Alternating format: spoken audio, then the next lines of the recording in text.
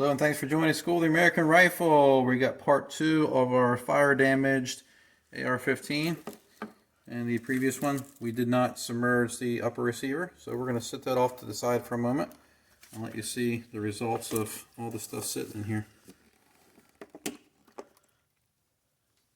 Bolt carrier, charging handle, lower receiver. See, a lot of stuff came off of it, so I'm going to go ahead and level this out. Let's see what we got. These are lower. Let me grab a rag to wipe it down.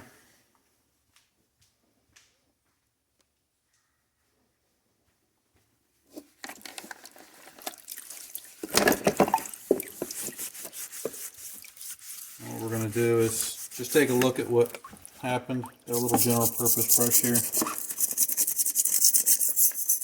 Looks like most of the damage is coming off. Castle nut and end plate here. Finish came off of it. Which could mean that it just had like poor quality finish. This is really loose right here, but the castle nut doesn't want to move. Look at the selectors coming out. That don't look too bad. Let's check the bolt here. That was actually pretty rusted when we put it in there. Let's see what we got.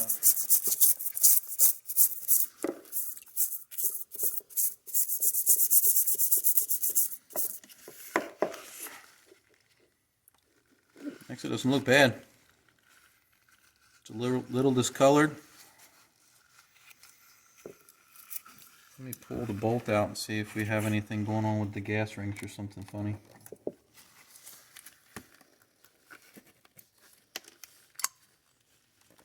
Ugh, that went in my mouth.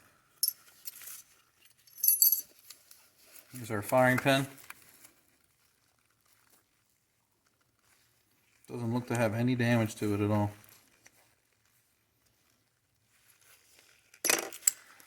Take our cam pin out.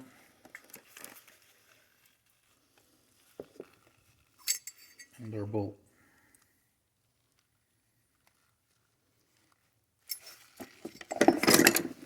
So we have some firing residue on the bolt tail. Gas rings are intact.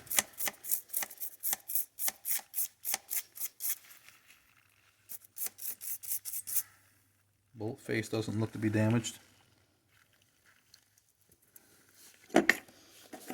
I know I say not to do it, but let's use the firing pin and take the extractor out.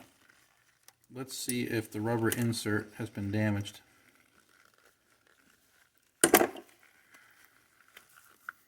O-ring still intact, as is the insert. Pretty impressive. Spring still got give to it as well.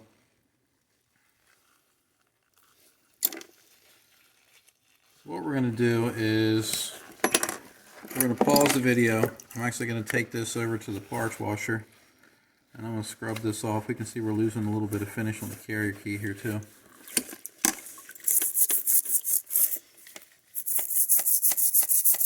Yeah. It's got like a pewter color to it now. I think I even got Donna with it too. Alright, so what we're going to do is we're going to pause the video. I'm going to clean this up in the parts washer and we'll lay it back on the bench before we put our upper receiver in here and let it sit. Okay everyone, we're back. We washed all these parts up. We didn't use any wire brushes or anything. We just used a nylon general purpose like GI brush. And here's what things look like. A little bit of pitting on the bottom of the carrier. The inside looks fantastic. We'll break out the bore scope later because we're going to get a good shot of the upper receiver. It's a sewer pipe on the upper. But overall bolt carrier looks good. Bolt looks good. I don't have any pitting or anything. Let me blow this firing pin. Hold on. We don't have any pitting anywhere on the bolt. There's no deformation anywhere on the bolt.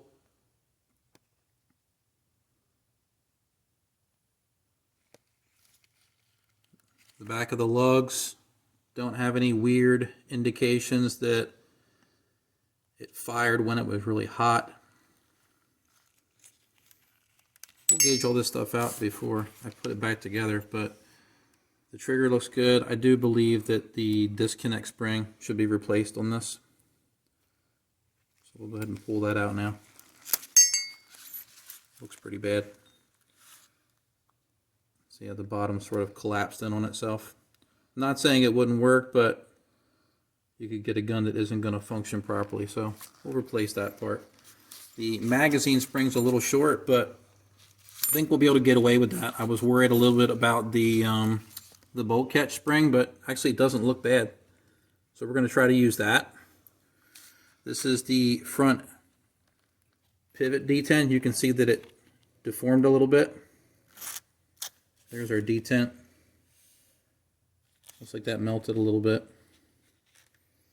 Our bolt catch roll pin. These are technically one-time use items, so we're going to take that out of the camera and grab another one for later. It's our disconnect, our extractor, and like I said, the rubber didn't melt. Magazine catch looks pretty gnarly. It's going to work though. The hammer and trigger pins look like all the finish is worn off of them, but I think we're going to be able to use it all. The hammer J-spring is inside that hole there, so the hammer should be good unless the heat treat was damaged. You can see some discoloration here on the charging handle. This is either where lubrication cooked or where the aluminum got too hot. Usually black anodizing will change this odd color once you get it about 500 degrees roughly. So charging handle may be okay. Like I said in the previous video, this isn't something that I would trust for like a duty gun, but this is more of just educational fun. All right, firing pin looks good. It didn't take any warpage. It moves freely inside the bolt. Pretty good. So the first thing we're going to do is we're going to finish disassembling the lower because it's not on the table. We're going to take the buffer apart, see if the weights in there are messed up. We're also going to take the ejector so we can look at the spring. So let's come over to the bench though. I have the lower receiver in this jig here. Receiver extension's loose, but I can't get the castle nut to spin. So what I'm going to do is put my Tapco wrench on here. Looks like it just needed a little bit of convincing. Let's spin this. There's our rear spring. I'll place that down. There's our buffer, detent, and spring. Looks like they can be salvaged. I'll place those down. And let's take the receiver extension slash buffer tube off. Buffer tube doesn't look that great. You got these weird patches on here. Either they didn't have a stock on it or the stock melted. Very odd. It's like grease. And again, this may be compromised, but we're going to find out when we test this thing. And then here's the remainder of the lower. And we still haven't cleaned this out yet. I've got to drive the trigger guard roll pin out. I'm going to use a press for that. I don't want to hit on this because we could break something off. So we'll pause the video and we'll come back after she's been cleaned up. Alright everyone, we're back. We got the lower receiver cleaned up. Got a little bit of melted plastic here on the tang for the pistol grip, but that won't affect anything. The only damage I was able to detect is actually right here, and it may not be easy to pick up on the camera, but there's actually a dent right there. See if I can get the right angle so you all can see. But there's a dent inside the lower, right there. And when I looked at the magazine, there was also a dent right in the same spot. So I definitely think that there was ammunition in the magazine and the rounds cooked off, and that's where some of these primers came from. And that dent is from one of the primers cooking off from the heat. So it shouldn't affect anything. Like I said, I'll gauge everything out before I put it together. First thing we're going to do though is drive this old roll pin out of here. So let me get one of my press tools out. This is made by Little Crow Gunworks. It's a handy little tool. Works really good. This is a lot less risky than using a hammer and punch, especially on something like this that was probably compromised.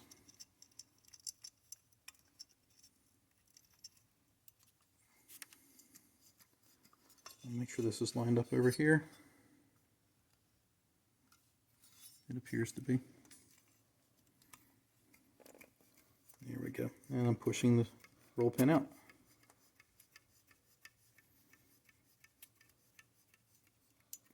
I'm sure many of you have your own techniques for taking trigger guards out.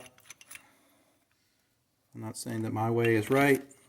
I'm just saying this is a little bit safer than trying to use something like a hammer. So now we have the roll pin out of the way. We're going to replace that as well.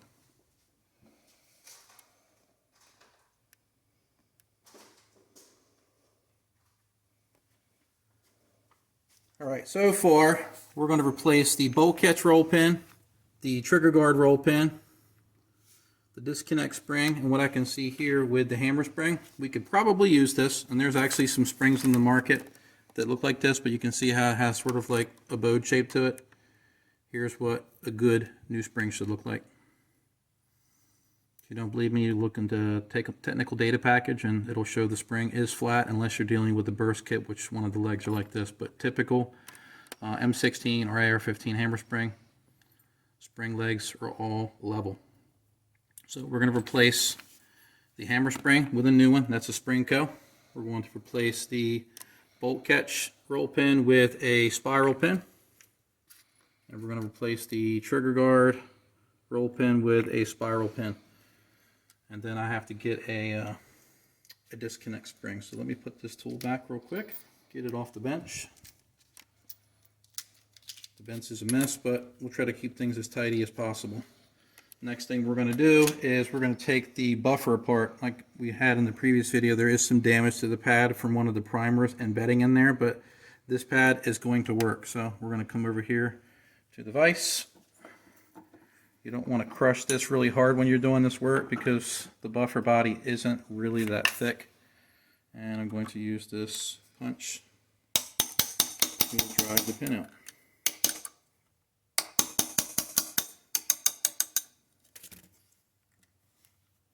There's our pin.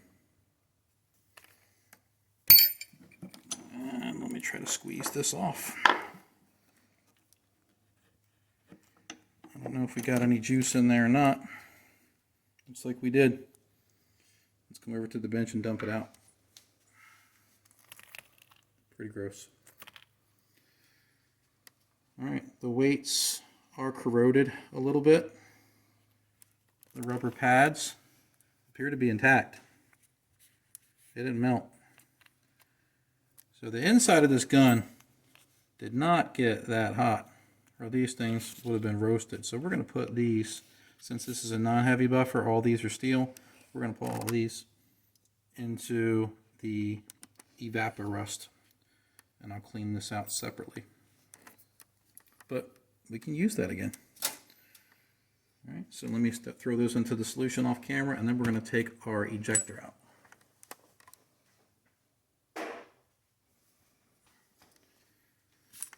All right, let's see if the ejector got damaged. Let's compress that. Come over to the anvil.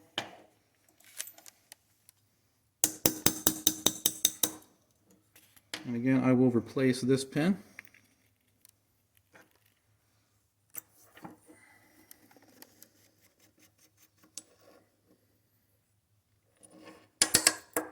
There's our spring. Let me grab a new one and we'll compare it, see if it got significantly shorter.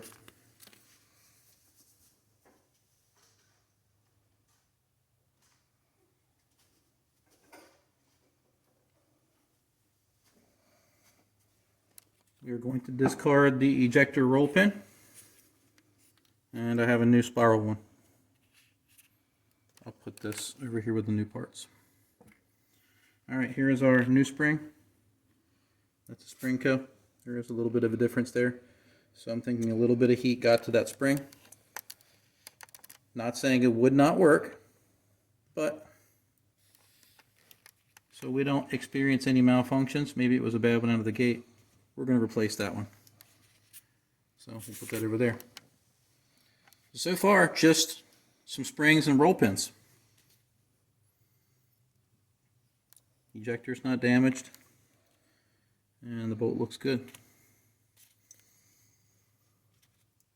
Alright, we're going to pause the video. I'll clean the bench up a little bit. We'll be right back. Alright everyone, we're back. I grabbed a disconnect spring, so we're going to put this in with the kit. And let's start discarding some of the old parts. So we replaced the hammer spring, the ejector spring, disconnect spring, and 3 roll pins so far. Ejector, bolt catch, trigger guard. Alright, and we also have some old parts over here. I'll throw the old spring in here. Oh, we had our broken rear takedown pin from our previous video, so let me grab a replacement for that right here. I know it doesn't match the rest of the stuff, right? But oh well. We also did not have a trigger guard, so I'll go ahead and grab one from a parts bin. We'll put that in there. And then we also could not remove our our selector spring, so new selector spring. And our buffer spring was toast, so there we go. So all the bad parts, we'll go ahead and place in this bin, just so they're in one spot. Let me grab these primers. A piece of shrapnel. We also have to add a pistol grip because of course the other one melted. And the stock is gone on the other one, so new stock. So what I want to do is take all of the metal parts that took some corrosion. Let's do the bolt carrier, all the steel parts, maybe some of the aluminum parts too. What I want to do is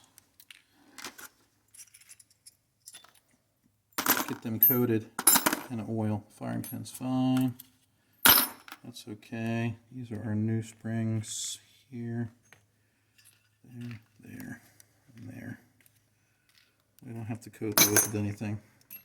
Just the previously used parts. I want to get a coating of oil on.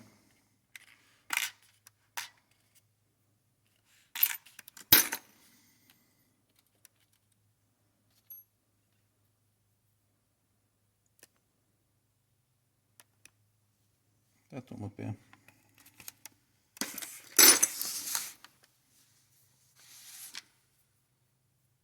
So one thing I may have to do when I put this back together is the Selector Detent. It's probably hard to see on camera, but right there on the edge, there is a raised spot where it looks like it melted. I'm going to try to repair that instead of replacing it. And then for the front and rear detents, they're pretty messed up, and I can probably just spin those on something and get them back into service. So I could replace them. I have a whole bin full of them, but I want to try to reuse everything that I can that isn't going to cause any potential problems, and these will be okay, I think. But I'll put them right there just so I know I have to work on them. One of the detent springs looks pretty bad. This was for the front pivot, and this is for the rear. So the rear one we can use. The front one, not feeling too good about, but we'll try to use it. We'll see if it needs to be replaced. And of course, I never use that. And let's take a look at the spring and the extractor. Let me grab some needle nose.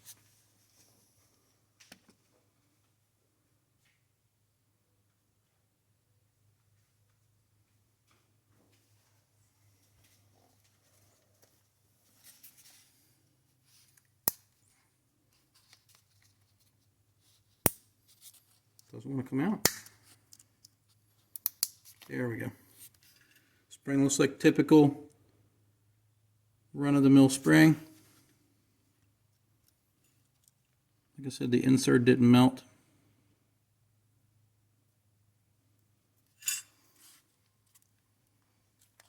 I'm going to replace this spring. So I'll put that into the bin, and I'll grab a Colt spring. Spring Co 4 coil and 5 coil will be a fantastic choice here too, but I don't have a whole lot of Spring Co's on hand right now, so go back to the Colt. We'll put the extractor in this bin and a little bit of G96. And let's just get on the camera.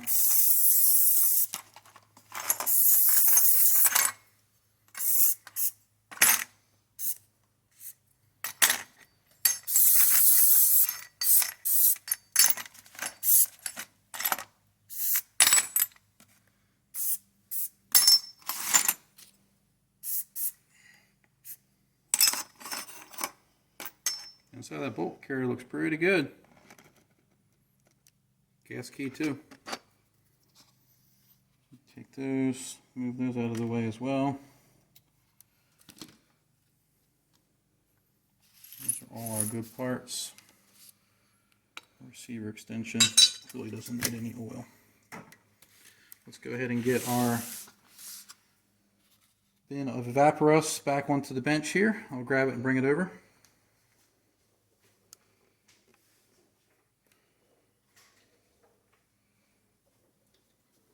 It's looking pretty gross right now. I'm going to have to add some more to get this barrel submerged. We're going to have to do it 2 separate times. I'll do it barrel in. I was going to make another container or something to hold the upper, but don't have time, so we're going to work with what we have. Before we plop it in here, I am going to attempt to remove the handguard. So we're going to take this off the bench. And let me get some gloves on.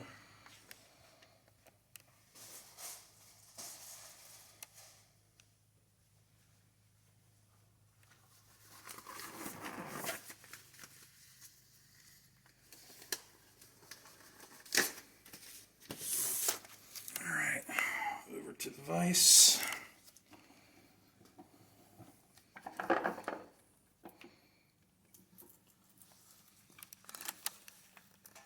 Probably going to have to replace my leather after this. The rust is going to get embedded into the pads. So let me try to break this free.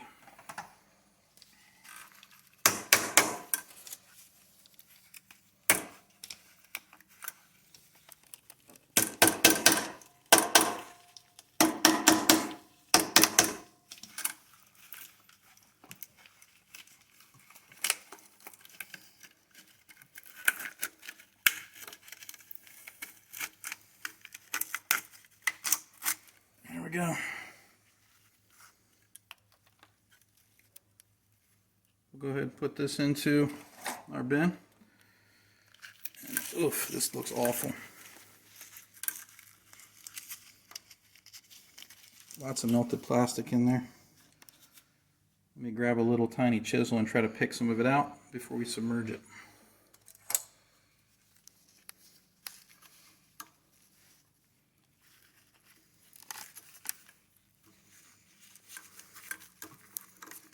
There's a piece.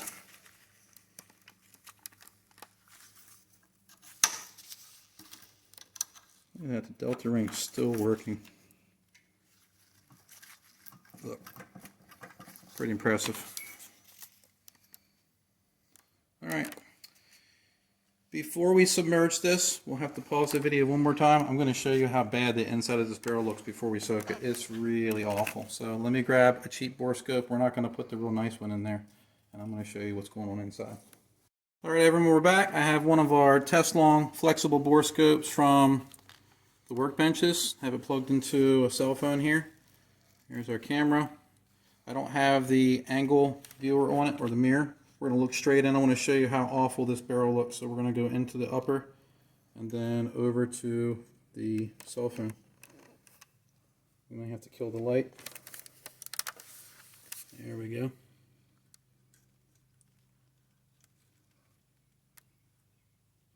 We're going to kill some more lights. All right, we're in the upper. Let me try to get in here.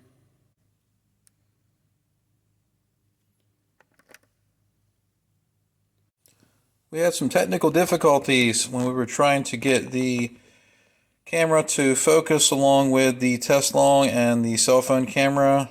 Something didn't record, and we lost all of our borescope footage except for some of the out of focus stuff that you saw in these previous clips. So this is where we're at. Sorry for the technical problem. We do what we can. The upper receiver is soaking right now. What we're going to do is I will take this and let it soak for about 6 hours, and then I'll rotate it around. And then once I think that I've got enough of the barrel soaked and treated in the evaporust, I'll flip it around and the upper receiver will get submerged. If you recall what the outside of the barrel looked like, that's exactly what the inside of the chamber specifically looked like. The rest of the rifling did not look too bad. There was a couple patches of corrosion in it. Doesn't look like it's a chrome line barrel. It might be, but it doesn't look like it is. And if that's the case, it might clean up a little better, but there is some heavy corrosion inside the chamber itself. So we're going to see what we can do with the barrel. But this is where we're at. Stay tuned for part 3. We're going to finish cleaning this up, and we're going to get the barrel removed and take a look at what the evaporust was able to do. Stay tuned.